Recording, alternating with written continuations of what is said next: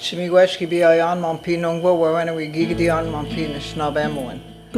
Ozawa Gijago Kwa Indigenakas Bkejwanong Dunjaba Njikan Dodem. I speak to you today carrying both ancestral wisdom and urgent truth about what's happening to those who dare to protect our sacred waters and our lands. To be honest with you, I've been stalked, targeted, and genuinely feared for my life when traveling outside of our First Nation. There have been 2 specific incidences where I've provided photographic evidence to the OPP, Calgary Police, and our First Nations leadership, documenting who is stalking me and the real fear that I had that I might not make it home. All because I love my home, the land, and the water just as my ancestors have since time immemorial. The work we do matters.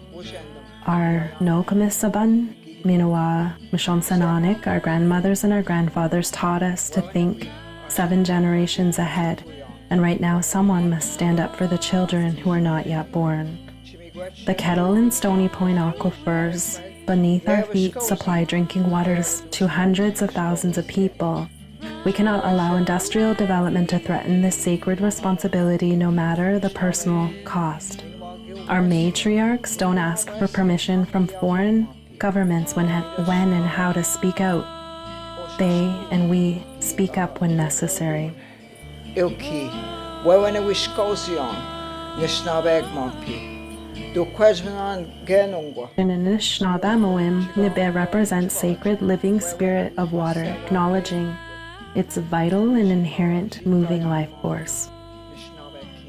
We're about to see what happened in Watford play out again if we don't do something, where a mayor worked with developers to create proper environmental protections, only to have the Ministry of Environment exempt the company from every single condition they'd agreed to in writing.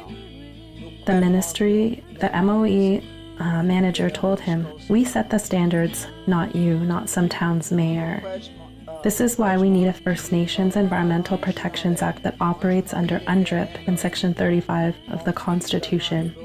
We need our own environmental laws that replace Ontario Environmental Act for our traditional territories, where we set the standards using the state-of-the-art world technologies, and we do the fines and enforcement on polluting companies guided by Chinaakanagewin.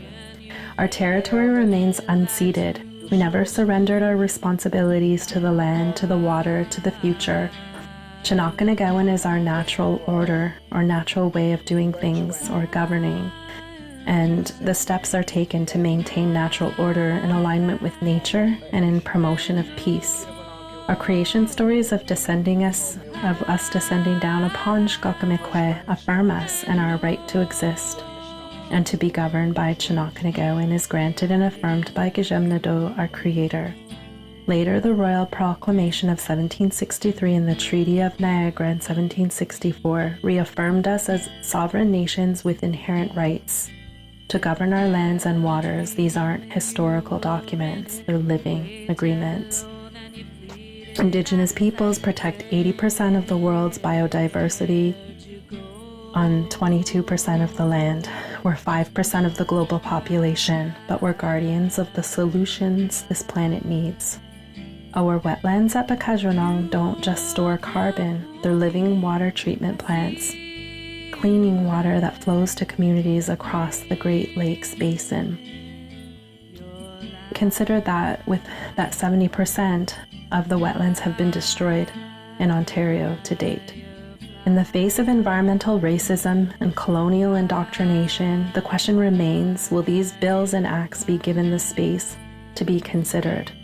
Will our voices be heard locally, and will Canada's leadership, entrenched in arrogance and conceit, recognize the destruction it's leading humanity toward and actually listen?